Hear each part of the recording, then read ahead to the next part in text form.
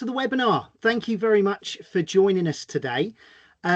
I hope that the sound is coming through okay. I've just had one of the colleagues on the chat that's saying that it's coming through a little bit cutting out for them. So if anything does arise, please use the chat today.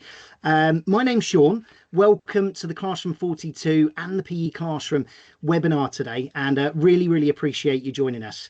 There may be some colleagues that are joining us as we get on. As I've said in the chat, after a busy day in the classroom, we all know that it's a busy evening for everybody, so they'll be joining us as and when we go. I'm here with my colleague Olivia. She was responsible for that uplifting music at the start of things. Thanks for that, Olivia. Did you just want to introduce yourself first before we move on? Yeah, thanks, Sean. So yeah, I'm Olivia. Some of you might recognise me from previous webinars. I am the Head of Humanities at Classroom 42, and I also oversee the product side of things as well. So yeah, it's great to be on here with you. Fantastic. Thank you, Olivia. And I'm just trying to take over the screen. I'm hoping, can you just give me the nod if you can see the presentation moving on to the next slide now? Yeah, that all looks good. Fantastic. Thanks very much. So without further ado, we crack on. So again, like I say, thanks very much for joining us today. We're here to talk about revision. And this is the first time that we have come together to talk more general teaching and learning. Classroom 42 as a teaching and learning platform has got a number of subjects on at the moment. And the PE classroom, from where we all started, obviously has a number of courses specific to physical education.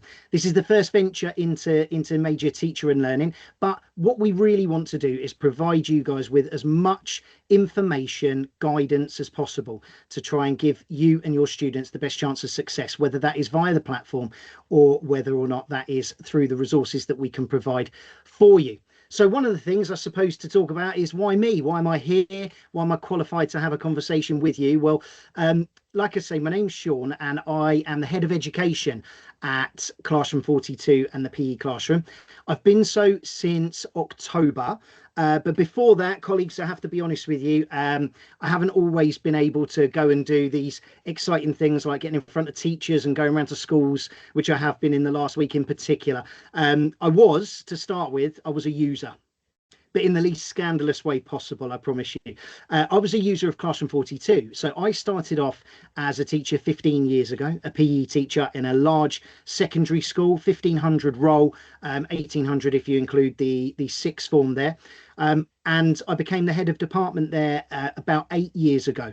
And during that time, I found it tremendously difficult. I know that I'm sure that some of you will emphasize that ultimately it's a really challenging job when you've got a busy timetable, lots and lots of marking groups, whether it's GCSE or vocational, all at the same time, alongside the normal day-to-day stuff. And I have to be honest with you, I became a little bit disheartened because at times the government were coming out with lots and lots of strategies, as was my trust, whom I think made a really big effort to try and do this, but to try and reduce teacher workload, try and provide some strategies in there to try and reduce our contact time maybe, or try to help us out with Oak National Academy, for example. Lots and lots of things there, and they all made a little bit of impact on the work. However, I still found myself, whatever happened, having and feeling like I had to work 60-70 hours a week. I signed up to the PE Classroom because they started providing some online resources. And I have to be honest, it was as close to a game changer with regards to my own workload, or my perception of my workload, due to the marking and the instantaneous marking that it had on the site, the resources that it provided, but also my results went up. And I have to be honest with you, over 2 or 3 years, I had to attribute it towards what was going on the platform. The students really enjoyed it.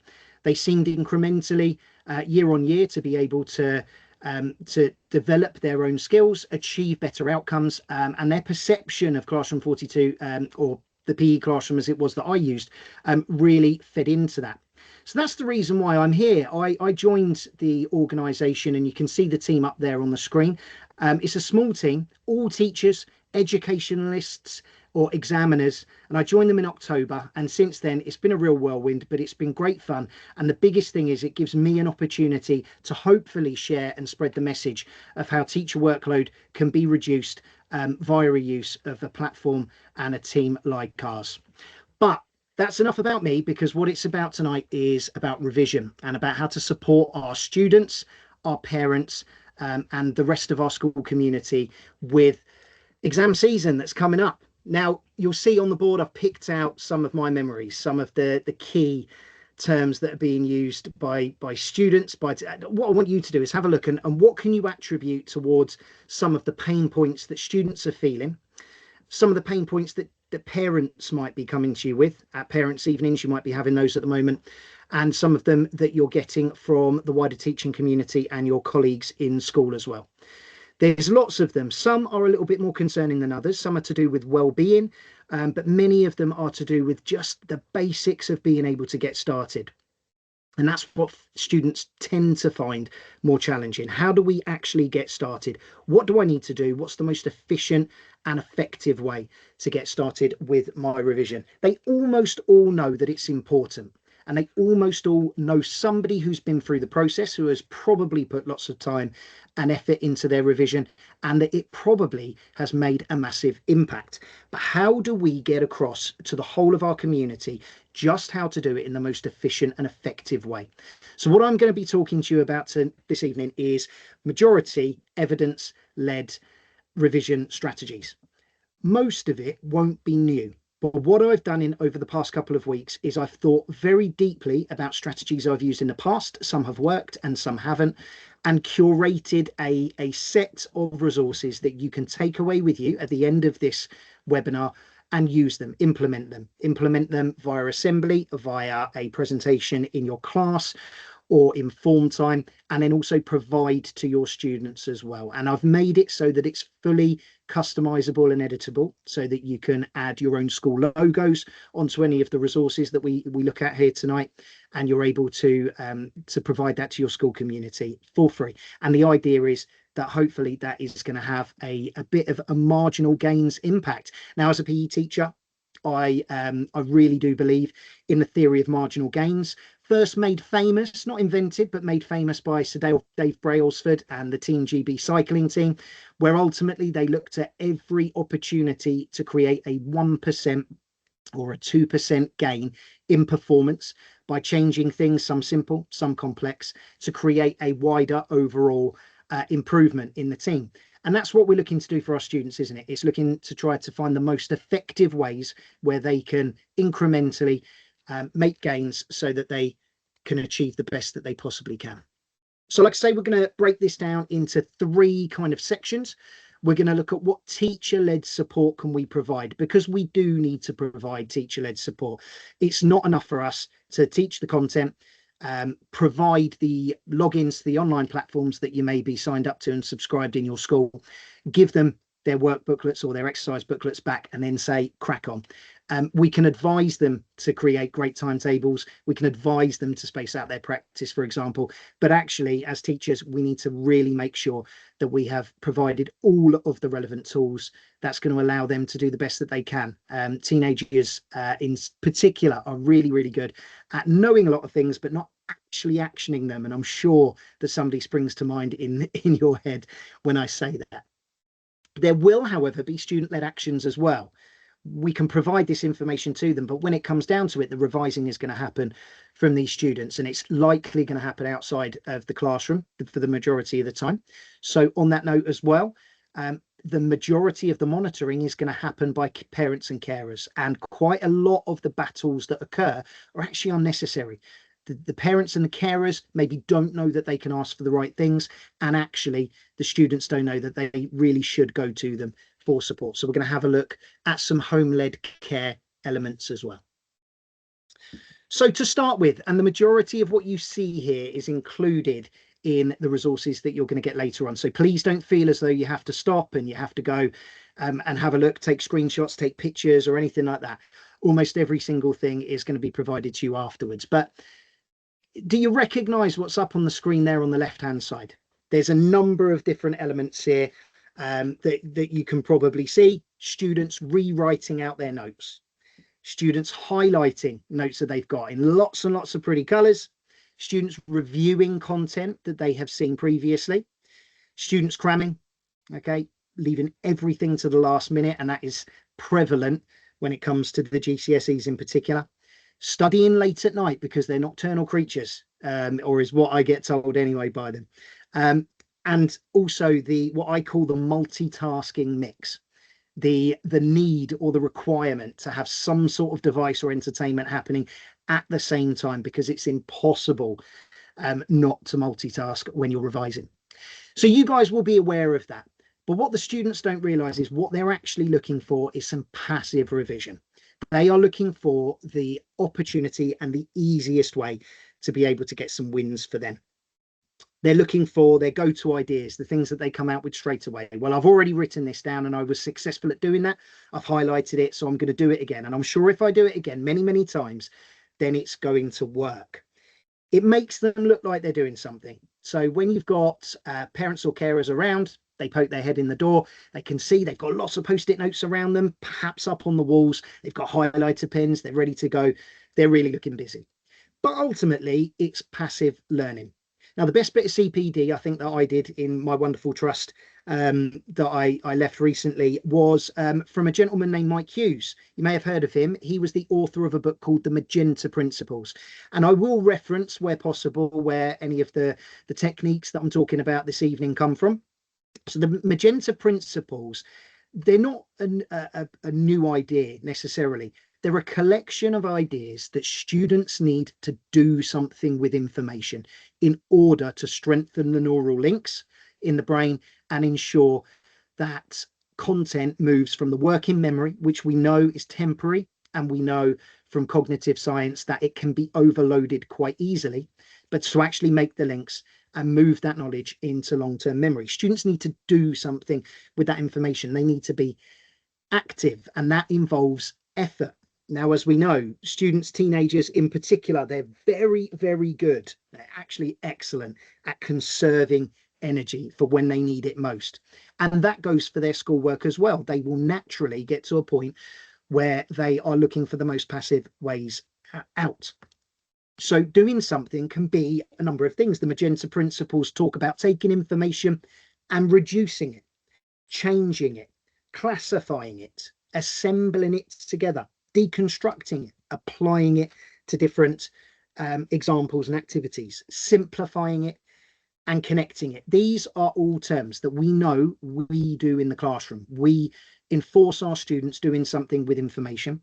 They're unlikely to work really, really hard naturally at doing that themselves, but we can provide this framework and the structure for them to be able to know what they can do with the information, provide those models, and give them the best chance of strengthening their memory.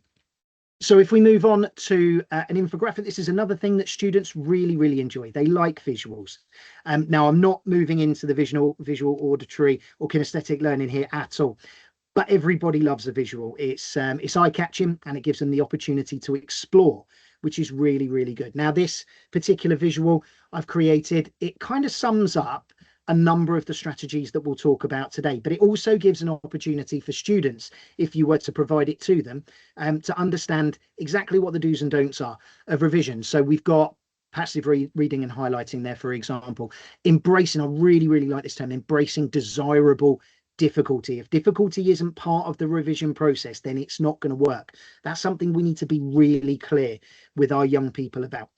In terms of self-explanation and teaching, I know that there is some evidence out there to say that actually there is a hierarchy of what students do, and it ends up, I think, it ended up with 90% retention rate if you're able to teach it to somebody else. Now, it's a very simplistic model to go by, but actually, by the time you get to the point of being able to concisely reduce information into a coherent sentence that somebody who doesn't know what you're talking about can understand, then that's obviously something really, really useful for students to be able to do as well.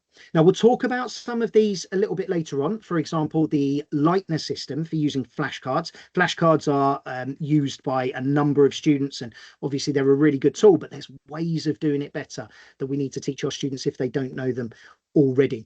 And then interleaving. is something that's really useful as well. Interleaving strengthens the connections between the neurons by allowing students to see where links might be made between topics or the way that information is presented. Very, very useful strategy that we need to try to incorporate into both the timetabling and also the method of completing revision as well. You can see there's some information that students will probably relate to quite well. In terms of brain glucose and the use of energy within the revision process as well, we try to say use manageable chunks. But actually, when we say don't cram, don't wait until the last minute, don't do it all at once in the last week before, there's genuine scientific reason for that. Your brain's just not going to be able to focus for that amount of time because it will have expended energy. And actually, if you space things out, you're going to be much fresher every time you go through to the revision station that you're using, whether it be at home or at school. There's other things that we need to expose young people to as well. If they do psychology, they may already be aware of this, but they need to know about how quickly we forget new content and new information.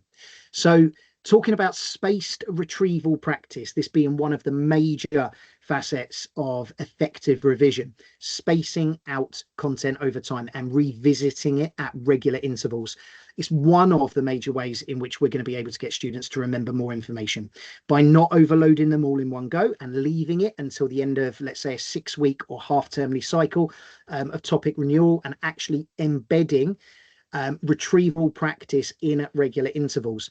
We're going to allow students to get into a great habit of low stakes testing to be able to retrieve information from the long-term memory. And again, I'm going to keep referring back to this strengthening of neural pathways between the working memory and the long-term memory as well.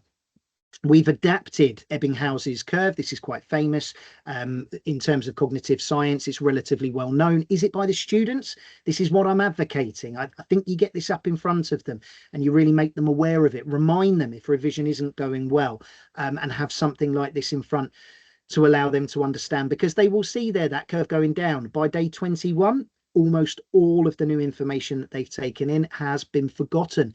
So if we regularly go back through and review information and then recall it later on, then we're going to get to a point of hopefully retaining and recalling that information in a much better way, just like they will in those exams. So show them the evidence. You'll see at the bottom, stick to the messaging with relentless positivity. That comes up quite a lot in this presentation. I'm known for my relentless positivity, even in the face of year 11 adversary at the most difficult times later on. So what we're looking at as well is just making sure that we talk about this to our students. We talk about it often, and we talk about it in terms that hopefully they'll understand. Again, looking there at blocked practice versus interleaved practice. Now, this is terminology that students won't necessarily understand, but if you talk about and you combine the understanding of going through topics and making sure that you mix them up so that if the same kind of response comes up, or there are gaps or things that you need to link in between, that they might actually come up whilst you're looking at a variety of different topics in your revision program. They'll understand that. They'll know that there's some links to be made from science to history, for example. They'll know that there's lots and lots of things that you'll talk about in PE, that you'll talk about in other subjects as well. So they will be able to hopefully make those links and then strengthen their understanding about how they can answer probably some of the higher mark questions as well. But we don't need to talk to them too much about interleaving. We just need to be able to get them to understand the basics of how cognitive science works. This, I think, is the biggest thing, the reason why I decided to talk about this on the webinar. I was a form tutor for my sixth formers for 4 years, and I would always talk to them about revision strategies. But what I wouldn't do is I wouldn't sort of lift the veil of saying to them, look, this is the reason why I'm giving you these strategies rather than other ones. And I genuinely advocate, and hopefully the resources that we put together will support you in being able to have these conversations with students. But of course, we always want to make sure that we relate it. And analogies are some of the best ways in which we can get this across to our young people. So I always talk about it. There's loads of ways of thinking about this, but I love the fresh snow analogy, where we're talking about the first footsteps on maybe your driveway as you go through, if you're seeking to try and find the safe ground underneath the snow, then if you continue to walk different paths and relating this to different topics and areas, then you're only ever going to well, you're not actually going to get to the surface of things. You're only ever going to make light dents in the snow. However, if you keep retreading that same path over and over again, you're going to build essentially a walkway and a road, and getting them to understand that the walkway is between your working memory, what you're thinking at the time, and then being able to recall things from the long-term memory as well. These are ways in which we can support our students a little bit further in how they can understand how revision is important and how we can be effective with it as well. So again, this is just the starter slide. You're going to have two of these. One of them is going to be provided to you to provide in an assembly, and one for a form time, and they do link on from one another. So I would suggest that this is launched in an assembly first, if you so choose to do it this way. Like I say, it's fully customizable. You will probably have some fantastic resources yourself that you can either add into this. But if you are a teacher who perhaps hasn't had year 11 before, or haven't been through the revision process with a group before, then this is hopefully a one-stop shop set of kit that you can use to try and support students with understanding these elements of their revision. So I would say launch the program. Again, I'm absolutely relentless in terms of involving all year 11 stakeholders. We had in my school non-teaching heads of year, so they were support and pastoral staff that didn't have teaching timetables, and often they then wouldn't get the through from the teachers, the subject teachers, as it would only come through to them if there was some pastoral concern related to it. I absolutely walked down those corridors and I was bombarding my pastoral leaders and my heads of year with the information, because quite frankly, how were they supposed to support the students that come to them with potentially well-being concerns, or parents who will see their heads of year or their pastoral leads as direct points of contact? How will they support them without having to delay that feedback and that process by going to the subject teachers or the form tutors? So I really do advocate having a shared stock of this information and see those as almost as vital as getting the information to the students themselves, because they can really help you with it. Now, within the package that I've provided, we talk about revision timetables, and I think everybody's done that if they've had students who have been going through this process before. Our revision timetable that I've provided to you, it's nothing specifically groundbreaking. It provides two sides. The one on the left hand side you can see there provides the opportunity for students to have a think about maybe half terms or periods when they might not be blocking by the hour. Don't worry though, on the other side of that you will see what you would normally have with a template for a revision timetable, which is blocked out from 4 o'clock down to about 10 o'clock. Obviously we're not advocating for students to go past 10 o'clock. They probably will, but we're not advocating for that because we really prioritize sleep as part of our well-being process for students as well. But you can see that everything that we're talking about here today, it all links in. So we really want students to know about spacing. We really want them to understand the importance of interleaving. We really want them to know and use a set of techniques, which I'm going to be talking you through in a second. And we really want them to know about focus. Now, I'm not going to dwell too much upon attention and focus, but if you guys have been on my mailing list for the last few weeks, you know that I've been sending out some resources, and I've incorporated those focus and attention control resources within the student book. So students will have access to one version of those if you choose to download it or send it off to them in an electronic version. And if you want to know more about that, please do just ask. Send me an email at any given point and I'll be able to explain some of the resources that I send out. On the right hand side though, we've got to think about motivation, and the PE teachers, of which I know there's quite a few on there at the moment, you guys will be familiar with this. Try to set process goals instead of outcome goals. This is something that I really advocate to parents as well in the handout that I've produced to them. Process goals essentially reward, using praise more than anything else, but they reward the process, the effort that's been put in. It very much goes alongside, hand in hand with Carol Dweck and her growth mindset research and studies, which I'm sure you'll be familiar with. If not, genuinely good book to go out there and have a look at. But students don't need to be given £10 if they receive a particular grade in a progress check. They really don't need to be given tangible rewards if they put some effort into revision.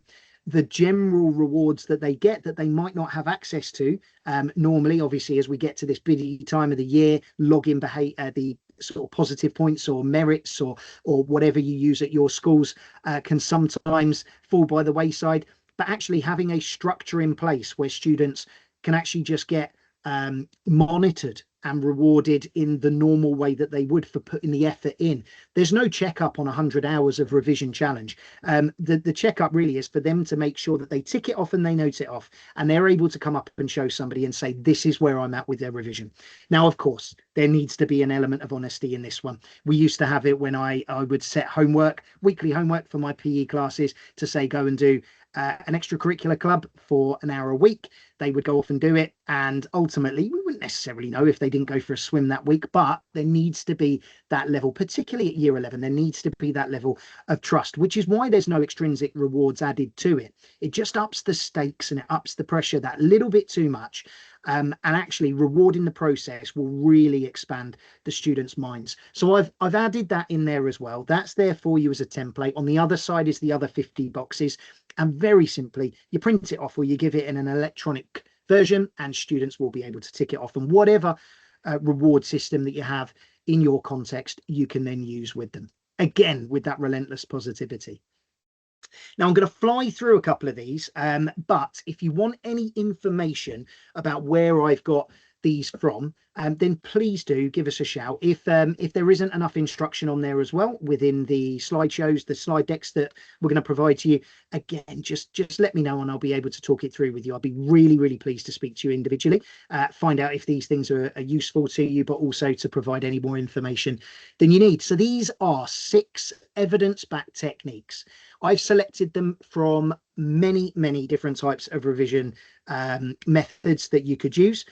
And I have incorporated these 6 into the slide decks and the program. So if you want to just use everything straight away without personalizing and customizing, these are the ones that you need to know. So the first one is just moving away from things like mind maps a little bit more, and instead just going with brain dumps. This one's really, really good for making sure that before students go ahead and revise, they release their cognitive overload. Okay, so what they're going to do is very, very simply, they are going to put down everything they know on a piece of paper already. It allows them to understand where the gaps are. They should have the opportunity to check against their notes or check against their any resources that they might have afterwards, and they can focus on future study. They can pick out the topics and the areas or the key vocab or information that they are missing alongside that. If they do that on a regular basis, they will find that they continue then to add more to it. There might be a few times where they revert backwards and they miss something, but again, with relentless positivity, tell the students that that's okay. We expect when more is going in to the long-term memory that there might be a few things that's missed next time you have them down. The brain dump's a nice, easy one. It's something that everybody's done, but it's a big, big part of revision and for supporting that cognitive overload that can occur. Now, another one there is listic prompts, which is again just a framework of doing what students will generally tend to do anyway. But this one focuses on key vocabulary, and this can be a brilliant indicator if you do this one in the classroom to where students might need a little bit of AO1 support. Students being able to recall key terminology, they're not going to be able to link it to anything if they can't remember the words themselves. So list first of all as many keywords in, and then we use a little bit of terminology. You can change those if you like, but I've gone with causes and consequences. And in this example that you've got in front of you, it's obviously from English, causes of language change and consequences of social media on that as well. Now you can change causes and consequences to anything you like, but what you're asking students to do is recall key vocabulary they're aware of and then do something with it. Link it to some information that they recall and remember. And if they can just list everything down and then make those links, even drawing the line between them will allow them to understand and make those neural pathways that are going to support them with recalling the information in the exam as well. Method 3 then is about flashcards. Now, we all know about flashcards and it's excellent, but the problem that we have with flashcards is quite often It can lead to passive learning because they just want to pick out and go through the deck like they normally would, knowing that they're going to get some success. That little dopamine hit that they're going to get is absolutely guaranteed. But we don't want passive dopamine hits, just like we don't want students getting it from likes on social media. What we actually want is for them to be able to work hard with what they're doing. So the Leitner method is a method of using a very, very simple system of 3 boxes. When a student gets the flashcard response or answer completely correct, then it goes into the 3rd box, which is test every 3 weeks. When the student perhaps struggles, okay, or gets that answer wrong next time around, it moves down. Or if they're not sure about it, then it goes into the middle box. And if the student gets it incorrect, it goes into the left-hand box. Now, it says up on here, test every week. This is assuming that there are other revision methods going on. Some students absolutely live by their flashcards, and that's absolutely fine. But what we want to do if they do that is we want them to be challenging themselves far more often on the ones that they've been getting wrong, because otherwise, again, it leads back to that passivity. I'm not sure if that's a word, apologies, PE teacher, not an English teacher, but passive learning isn't what we're after with them. We are looking for them to make sure that they are doing something with information that they are unsure about. The 4th technique then is chunking and mapping. So this is, instead of the mind mapping, what this is instead is linking. That's what we want them to do. We don't just want them to take information and say, yeah, I know this, I know this, I know this. It's more about making the links in between. So you break info into the main facts or the main points, and then you draw the links in between the chunks. It can also be randomized. So you can move the information around the side of the central concept, and then you can ask them to make sort of more spurious links in between. Again, those connections that they'll make in between topics are going to be really useful. And then reviewing it by using the visual map to revisit and reinforce the knowledge, so that next time they come along, if they've drawn it out, hand drawn it, then they can then add it in afterwards and have a look at a different way of making those links, or even a different type of concept that they can link and make connections between the two. And very similarly, this is showing my age a little bit, but this is like a game of battleships, where ultimately you use a grid. We've got AI, it couldn't get me a 6x6 grid here, but it got me a 6x7 grid. You essentially, within that grid, you put some key vocabulary and some key terms, and you put a task down there. You roll the dice to get the coordinates for word A, then you get the coordinates for role B. There's only 3 in there, but obviously you would fill that with words. And then you explicitly write down the links between the two. Now you're seeing a theme here with most of these revision techniques. We're looking to make links, and those are those same links that we're talking about in terms of the working memory and the long-term memory. Everything that students can do with information is going to help and support them. And you can see that there's a theme rolling through on that. So the thinking and linking grid, that's the only thing so far really, as well as the little boxes, that involves any more equipment. So again, we're not trying to say that these are expensive methods that students need to use. Instead, they are quite easy and accessible for them. Now, this one is quite well known. You may have heard of this one before. This is the Cornell method, and it is just a different way of structuring their notes if they wish to take them down. Now, you can use the kind of the brain dump idea on this, and in the notes section, you can just get them to brain dump, but in this particular format. So you take those organized notes, 1 or 2 days later, from those notes, you create cues or questions, prompts for yourself on that one. Use the cues to test yourself. And the idea of the notes is that you actually physically cover and then recheck and make sure that you're able then to make those links.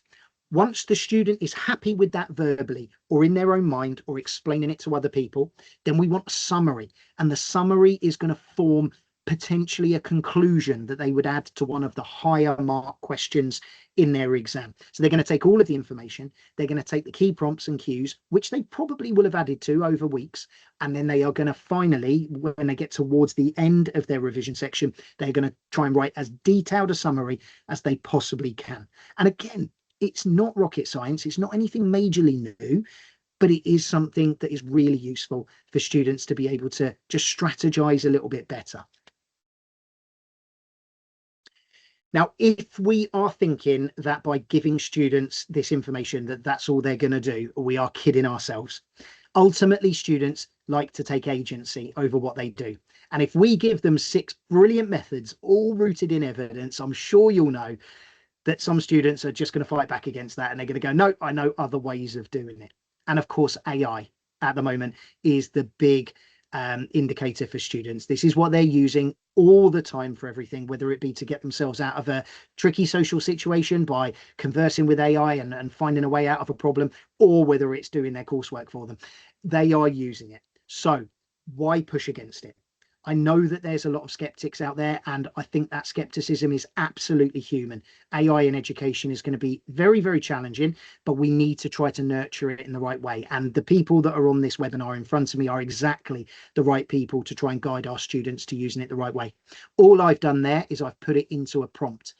And if students are going to use AI to respond and ask questions of themselves and use it with their revision, we just want to make sure that it's as effective and as accurate as possible. Now, I work for a company that utilizes AI, and I am coming out and saying that if there is anybody telling you that AI is 100% accurate, they are either fooling themselves or they are lying to you. It just isn't right, because even the CEO of these companies will say hallucinations happen. We know this. However, there are ways of making it more accurate. So, for example, by guiding them towards the models that are most well known at the moment, those free access models, if that's what they're going to use, that's one way of doing it. A second one is ensuring that everything's spec aligned. The worst thing that you want for students is to gain an answer that is going to provide an 8 out of 8 response for Edexcel, but actually it's missing information that AQA are requiring, and your student is working with AQA. So it's hugely important to make sure that they are spec aligned on what they do. And then finally, even better if. Now, students won't do this themselves. But again, if we are quite relentless with our messaging and we say, look, the best way to utilize AI is if you are able to have access to their study and learn mode, or their Gemini's guided learning, they call it. Copilot have originally gone for learn and study rather than the other way around. Now, quite a few of these, unfortunately, are behind paywalls, but you are able to access them. And if students do that, then the difference between that and just asking the AI a question is that it prompts them for a response. It asks them questions back. Have you considered this? What do you already know about this subject? It really looks quite handy. But again, in the open access area, the problem with it is that it draws lots of information from sources on the internet that we can't be 100% sure are going to be reliable. So it's much better if that kind of thing is done by a guided system rather than open access. But let's be honest, students are going to do that anyway. So we've got to make sure that they understand how to use it effectively. So I've talked then about students' actions, what they're using. And before that, I talked about teacher actions. But what about parents and carers? Because they are arguably going to be the biggest advocates for the young people that are at home, but they're also going to be the ones that get into most conflict. And therefore, they're likely to be the ones that you're going to have most emails from. How do I support my students? What's going on? I don't know enough to be able to help. And my students are panicking about the grades. So what I've done is I've put together a sheet, a double-sided sheet that you're able to give to parents and carers, but it will require you to be aware and do something as well if you're going to use it. So first of all, they're panicking about getting the grades. Reassure them that lower expected results are not the end of the world, that revision is a chance to learn and grow, not just aim for grades, and that it simply opens up more choices. What you want is for the parents and carers to be using the same language that you are. Now, that's my language. That's the way in which I am expressing to young people as I'm their teacher or their form tutor about how we can take down the cognitive stresses that's happening with them and get them to think a little bit more clearly. You might tweak that slightly, but what I would advocate to you is to make sure that the same terminology is going home. So if you put in there, look, what do you do if you find that your child's panicking at home? Here are the things we're saying at school, and we feel as though these are going to be useful at home as well. The parents or carers may not take that on board, but again, shared and persistent and consistent language is really useful. I don't know enough to be able to help. This is where they're going to be asking you for things. And if I'm honest, I found this very challenging as a form tutor, collating all of the information from the various subject teachers. For example, their personalized learning checklists, getting data that's easily explainable off of the system that we put into it. Was Go for Schools for us. It might be different for you. But providing a tranche, a package of accessible information for parents to have a look is something to be proactive about. We're not talking about every single item or test that they've done, but anything that is going to allow parents and carers to just go down and go, right, you did that then, and this is what you now need to do. And here's the content. I may not understand it, but look, this is where I can guide you to, is just going to help at home. And everything that can help at home is going to be better for the school and you guys as teachers as well. They don't seem to be doing very much. So again, I'm advocating that you as form tutors, as teachers, as other advocates for them at school, I am suggesting that you get involved in the timetabling process. This is a tweak that I made. I always provided the resources and then I said, come back to me. And in one-to-one meetings, sort of probably more towards March time, I would then have their timetable. But by that point, it was a bit late. And instead, I was dealing with questions regarding maybe teachers not being able to get exam papers and extended answers back to them quick enough for them because they just realised that revision was important, as you probably will have seen as well. So I am advocating going through that process, probably in form time, but potentially as part of starter tasks in subject lessons as well, and seeing whether or not actually, you know, can you get around, maybe if you're getting them to get their revision timetable out to start with, can you get them to have a look at what they've done over the last couple of weeks, and can you get round to 3 or 4 students at the start of lessons to be able to say, yeah, actually, I can see that you're spacing things out really well. If you need any help, here are the resources that can go and support you. Parents are going to say that they're arguing about revision or that they're worried, and there's a few little bits and pieces in there, as well as some signposting as well at the back to, for example, Childline or Young Minds, which hopefully isn't going to be required by students, but it is something that we need at our fingertips to provide to students just in case, and parents and carers. It's really important that they have that. And I'm trying to motivate them, but it's not working. Again, when you're talking about process goals, if you are going to take that on board and make sure that students are being praised for what they do and the effort that they put in, as opposed to the ultimate outcome that they're going to get afterwards, then please ask your parents and carers to do exactly the same.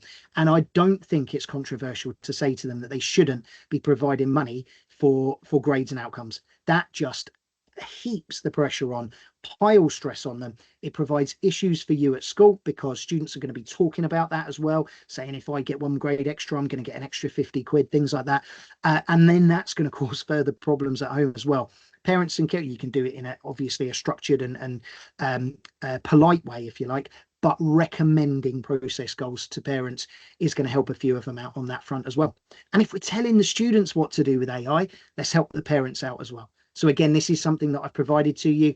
It's a ready-made prompt that they can just copy and paste in to a ChatGPT or a Gemini or something along those lines. If they are panicking because their students going, I can't do any revision because I don't know the answer to this and I can't talk to my teacher just now, but the parent's really keen to help.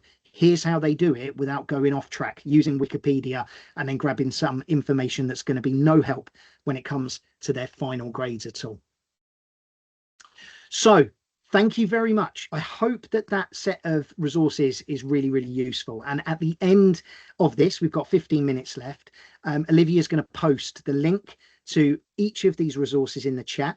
Like I say, there's a downloadable PDF. If you just want it offhand, if this is happening for you tomorrow in class and you go, right, I want to get all that information that Sean was saying he was going to provide to us, and I want to download it as a PDF, I want to print out some, and I want to just put it on our virtual learning environment, then please feel free, crack on. I'm hoping that you'd be quite happy that it's all accurate, it's all been curated by myself. So it should be something that's ready to go. But what I've also done, if you've got a Canva account, and again, I'm going to plug something really useful. I don't work for them, I promise, but Canva offer 100% free access to teachers. So what you need to do is provide them with some evidence that you have got you're employed by a school or an educational provider, and they will give you the pro version for free. I think it's on a yearly basis, and that really saved me a hell of a lot of time when I was a teacher. I use it now in my current role. Everything that you've seen here today and you will see is pretty much produced by Canva, so it's very, very useful. But you can then use that link and you're able to edit and customize all the resources that I'm providing. So you can add your school logo. All that we ask is you keep the Classroom 42 and the PE Classroom logo where they are present. Just keep them where they are. If you need to move them around, that's fine, but it just allows sort of the presence of mind that that's been produced by a company rather than just sort of made up out of thin air, if you like. So I'd like to talk to you now before we do provide you with that, and I hope you'll give us the time. We've got some new MFL members I saw coming through. We've got some existing members through science, through the humanities, lots and lots of kindred souls like myself on PE as well. I'm hoping that everybody has seen the value of Classroom 42 and the PE classroom, and know exactly the power of how it can help students, but how it can take away an awful lot of the marking. Now, I would never advocate any platform, including the one that I work for, as taken over completely. You need to keep, for example, written mock exam sacrosanct. If you are doing a walking, talking mock in the revision period, then I wouldn't advise you switch to laptops, even if you've got them on that one. I would expect you to do that in exam conditions. However, if you think about the amount of assessments that you're doing over the course of the year and the amount, therefore, of marking you're doing, I know at one point I had in my earlier career, I had up to 5 marking groups, and some of those were big vocational subjects where there was lots and lots of heavy coursework for Key Stage 5 in there.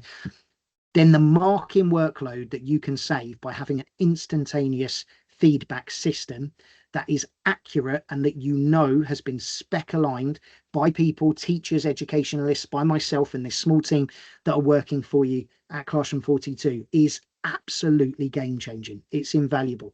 I want to talk to you about how spaced retrieval using that curated instant marking exam questions that we test regularly can help. Interleaving can happen through the different tools that we use. You met Olivia earlier. If you haven't before, she's responsible for making sure we've got some exceptional and accurate tools on the platform for you to be able to use and to set for your students as well.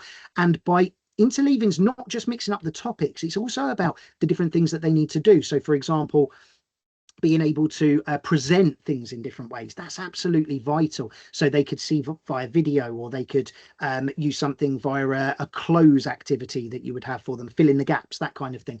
And Activity Generator can make that happen for you as well in an instant. Effective feedback, we are adding something new to the platform shortly, which you'll see. We've had some information, and quite rightly so, I was exactly the same when I used it, that the feedback can sometimes be quite long, that gets presented to you on the AI Examinator.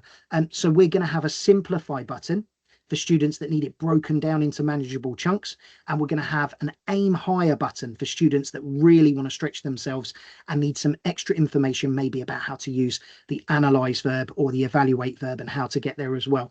So we are making feedback even more effective, and everything has been curated from, for example, toolkits by the Education Endowment Foundation, things that you will learn on courses like the NPQML and the SL and things like that. We are going really pedagogically based. And of course, it helps with independent study so much. Really, really useful with key metacognitive principles in mind. They're things that we try to embed, and they are a real part of the platform. Now, I'm just keeping an eye on the chat, and I should have said I really advocate questions, and that's real positive ones and challenge, but I'm seeing the word sociology up there, and I've got great news for you guys, because at the bottom there you can see new subjects. MFL's coming on stream, so Spanish and French are going to be ready for GCSE level in March. Okay, we're working towards a deadline. We've got the testing kit out there, so for anybody that's MFL that hasn't had a look at the first units and tested out and had a play with what you're going to be able to access, please do go and have a look. PE, we're going to have Key Stage 3. We've got so many courses on there at the moment. We are going to have Key Stage 3 on there very, very shortly as well. We're going to have English. That's something that we're having from September. English language and literature, business studies and sociology. Now, we're only able to work on one exam board at a time, but the idea is that once we've got these up in the same way that we've been able to do for history, we will see whether or not we can then apply it to all papers. So we're going to go with majority rules at the moment. So we're going to take the data from the government, and we're going to see how many this can access first. But quite frankly, if you've already got a membership with one of the other subjects, and you want to just sort of add on something, it might not be spec aligned necessarily, but it's going to be really, really useful because they're quite close anyway, then do consider it. I know that we did that with PE at one point in in my course, we were using it with a different spec, and it's pretty much the same information along the way. It was used more for retrieval practice though, and we kind of didn't go for the higher mark answers because that's where some of the complexities come in across specs. Now, I know that's not the same for every single subject. For some, it's vastly and wildly different depending on the exam board that you go with, but it's something to consider and think about. But here's some other amazing things that are happening. We're doing a platform migration, and this is why we wanted to bring the two logos in, guys. We wanted to bring in PE Classroom and Classroom 42. We have got a huge cohort of PE Classroom members. I was one of them, as I've said. But we are going to be moving them into Classroom 42 in the near future. We don't want you to worry. It's going to be exactly the same. The colors might be slightly different, but the functionality is not just going to be the same. It's going to be better because Classroom 42 is moving to a new platform. And that new platform, we've tested it out and it's up to 10 times faster. So I know when I left, and it wasn't too long ago, that PE Classroom was slowing down ever so slightly for me. And I know why it is now. It's because we've got so many users on there and so many courses and resources. But with Classroom 42 getting that platform migration, so is the PE Classroom. So for those of you that are finding it a little bit slow at the moment, help is on the way. Do not worry about that. We're going to have an AI integrated reporting solution. So already our question level analysis is so popular. Every time I get teachers coming along, that's the first thing they ask. And when we show them the color coded QLA, they really, really think it's useful. So that's great. Obviously, the user experience is already great, but we're going to hopefully have single sign-on as something that we're using as well. That's going to be coming again. Can't give you a complete date on that one, but it's going to be coming pretty soon. So for those of you that are using Microsoft Systems and Office or Google, then we're going to be looking at single sign-on. So the same username and password is going to get you into Classroom 42 and or the PE Classroom, as will the systems at school, and it's just going to be less clicks for the kids, and it's going to be less clicks and information for you guys. Obviously, we always have AI upgrades and we're always testing out. Can I please be a massive advocate for you guys giving us feedback if you see anything that's not quite right, anything that you think is out of level of tolerance in terms of the AI feedback. We always get information through and we test it rigorously. Anything that comes in, we're straight on the ball with that one, because it has to be accurate, because otherwise you guys won't trust it, will you? And quite rightly so as well. LMS integration, you'll be delighted to know that we're looking at trying to ensure that your class lists can now come straight from Arbor, Bromcom, Sims, or wherever it is that you've got your system. So you'll be able to do 1 or 2 clicks and it will just transfer all the data that you need onto the system. Not only that, I can't promise it, but we're exploring write back as well, meaning that if the students complete a test or an activity generator or an exam or a quiz, then the information goes straight onto your mark sheets that you've set up. So again, watch this space with that one. I've already spoken about the new subjects and of course the simplified and expanded feedback that's going to be coming. And again, you know, why trust us? What we want you to do is we want you to access our resources. We send out free resources every single week. We don't advertise them as free necessarily. We advertise them as really valuable resources. I hope that you guys are finding them. I've already seen in the chat things like cheat sheets and stuff like that are coming out on a regular basis. We are here for you as educationalists. We want teachers to have the best experience, to be able to reduce the teaching workload that is just a preventative barrier from doing the best for our children sometimes. But we also want to give you as much as we possibly can. So we want you to access those resources. But at the same time, we want you to have access at what we would hope to be a modest price to some subscriptions to what could be a game-changing platform for you. If you haven't used it and you're on the free trial, or you haven't got your classes set up or anything like that, honestly, really do get involved. When the new courses come out for our MFL teachers, for example, please do jump on. And if there's anything you need, like we say, we want you to trust us. Our responsiveness is really good. Tom, our managing director, makes sure that we get back to people as soon as possible. I have lived experience of setting an exam builder, having a slight issue, which turned out to be my fault actually, in there for a PE class towards the end of my time. I got my phone out, probably shouldn't have done, but I had planned for that assessment so rigorously that I got my phone out and I spoke to them, and within 15 minutes, not only had it been sorted out, but they had come back to me with how to do that in front. And Lorna's fantastic for that, and Emily, who sends out all the PE, she was the one that helped me with it. So really, responsiveness is high. If you do get hold of us, we will get back to you as soon as possible, even if it's a challenge, something that we need to fix or get right. That's something that's huge. And it's important because we are using AI to make sure that you know that we are a safety first organization. We are not accelerating at the same pace as some of the other platforms that are backed by big business are, because they are not putting the guardrails in with AI all the time that perhaps they should do. We are aware of new guidelines that have come out from the Department of Education that we both welcome and are responding to actively. Now, nothing on our platform contravenes those at the moment, but as we add more and more on for teachers and for you guys, it's going to be even more important for us to get to a point where we can provide you with the absolute safety of knowledge that you know that anything safeguarding related or anything that students shouldn't be able to access is not only being prevented, but it's also being flagged up. So watch this space soon.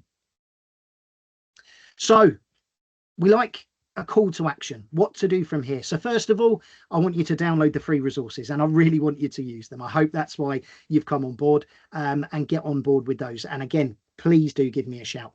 Second of all, Tom's opened up a bit of an offer recently. You may have seen it on the website, or you may have received an email, but for a select number of schools for whom in particular they've got multi memberships with us, we're looking to explore whole school memberships. We want a trial of seeing students being able to access Classroom 42 across multiple subjects and seeing how well they're using it, but also whether or not it can be of use for a whole school kind of a whole school usage, which would with it come benefits for the majority of the courses that you then have on. As we're putting more courses on there, this is likely to be the way in which schools are going to look to try to take subscriptions on, rather than just discrete and individual subjects. They'll look to take more on. So what I want you to do is get in touch with Tom. There's only a few spots left on this. I know that he spent most of the week in discussions with some schools about getting this on board. But we can only use schools that are going to use the platform on this one. It's an amazing offer, and it's going to be to the end of the academic year. But we're only obviously going to use schools that are definitely going to get their students signed up and that are definitely going to use it. It's going to be a huge opportunity to access as much as possible. And even if there's only one subject that doesn't align with the spec you've chosen, it will still be of benefit if there's 2 or 3 on there. So that's my first call to action. Get in touch with Tom straight away. If you want to pop something in there to me after this, please feel free. We'll be talking tomorrow in the office about this. But then new members, for those of you that aren't on board with us yet, MFL, obviously, we'd like you to go and test things out. But if and when your spec is available, we want you to sign up. We're all about testing the platform out first. Have a look at it, because we're really confident that if you use it and that you get signed up, you get your classes on and they start using it, that you really won't want to go back. And that's a very powerful conversation to have with a senior leader who's got purchasing capability. Now, it might be, I know we've got a lot of heads of department on there. I know that I simply, when I was a head of department, had control of the budget. I needed to see it in action. I needed to get some information from students. And as soon as they said that they really liked it and that they were finding that their confidence was growing, they got on board with it as well. So please do give us a shout if there's anything we can do in terms of a 30-day free trial as well. So this is what the page looks like for the free resources. I think Olivia has got the resources loaded up. But guys, one more thing I'd ask of you. I can't see you and I can't interact with you, and I find it really challenging. It's the first time I've gone solo on a webinar like this.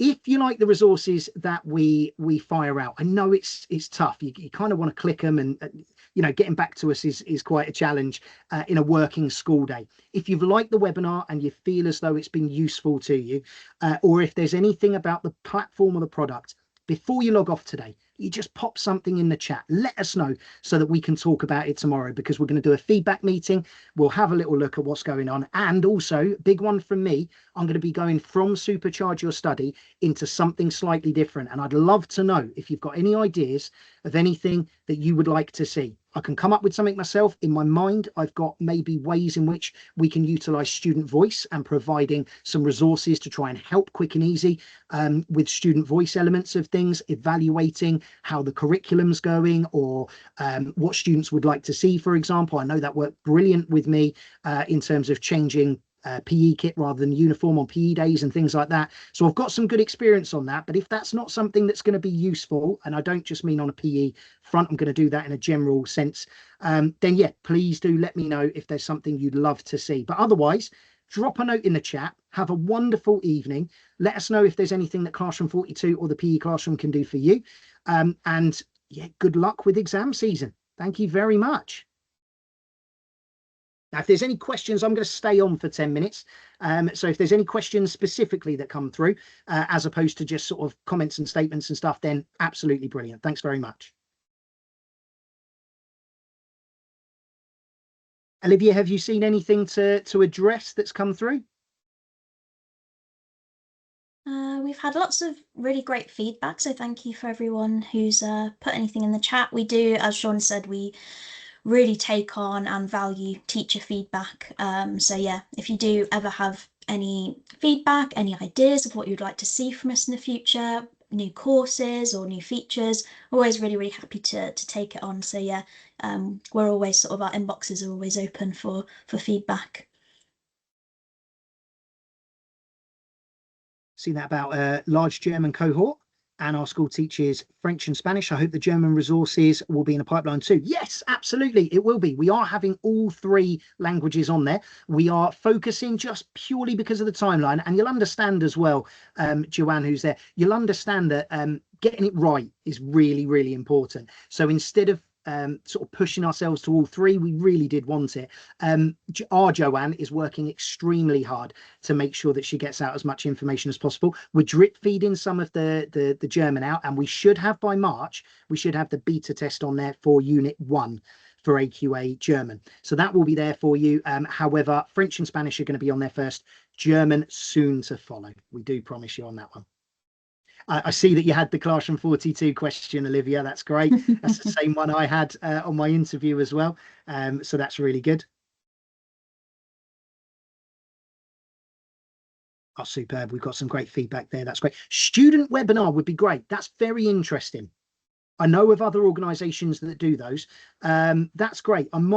Lynn's just put that, I think, might get in touch to see in what way you would like that framed, because of course it can be in lots of different ways. What's going to be valuable to the students in your context is going to be really important for us to know. So that's great.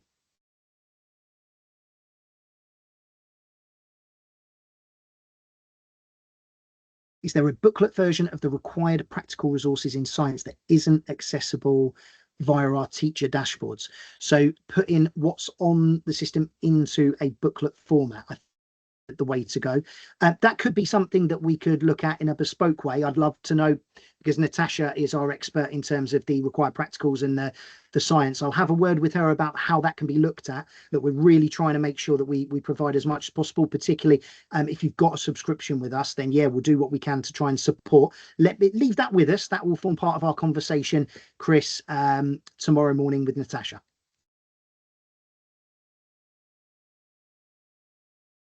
Excellent. Use AI to generate personalised revision areas using hot topics and mark schemes. Excellent. That's brilliant.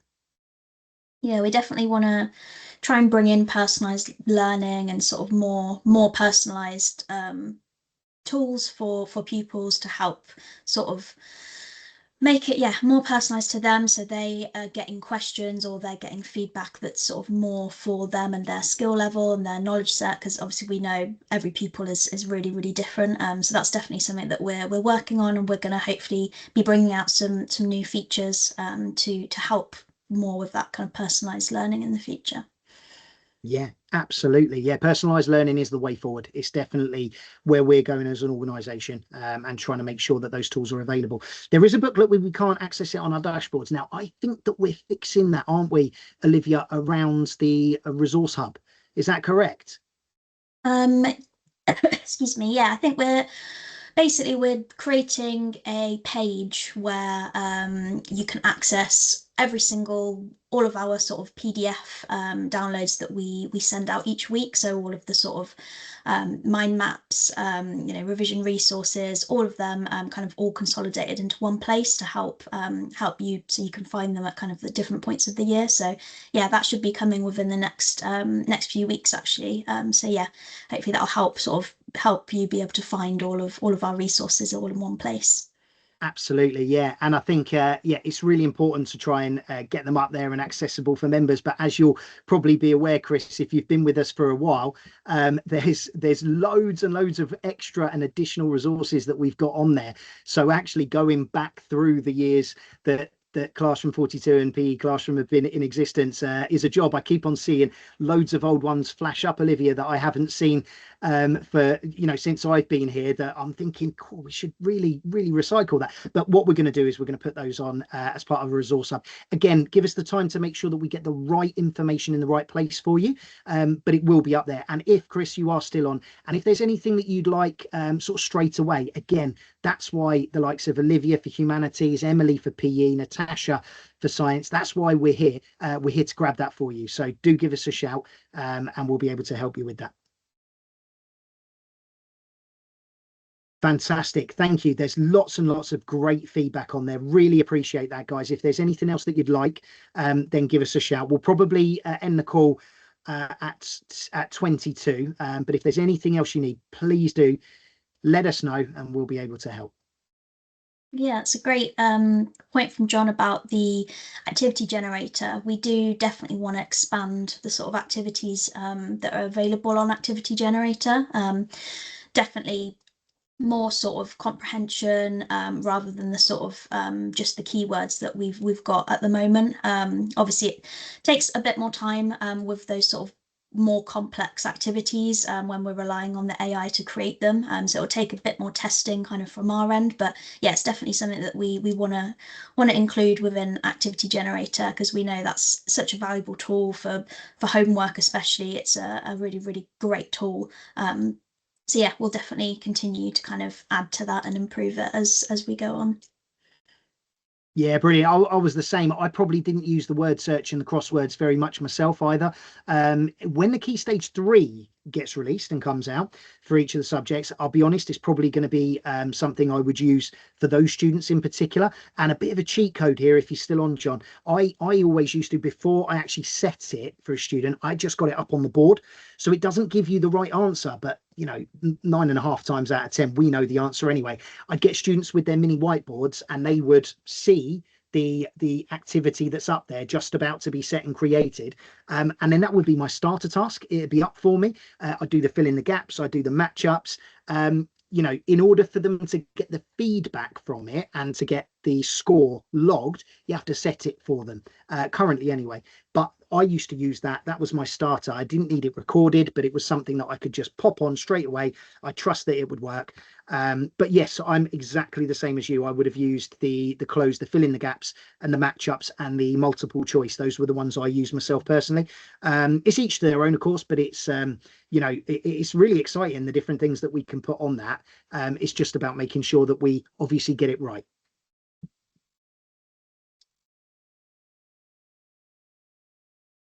Oh, thank you very much. Yeah, say relax for the rest of the evening. Yeah, I've got a Chinese on the way, which is my first takeaway of the month, and we're getting right to the end of it. So yeah, absolutely. Thank you very much for that. I really appreciate the thought and sense. Fantastic. Right, we've hit 22. So Olivia, I want to say thank you very much for your help on the webinar this evening. And then any feedback that continues to come through, guys, after we've left, we'll be having a look at it on a string tomorrow. So thank you very much, Olivia. Thank you for everyone for joining us, and have a wonderful evening. Thank you. Bye.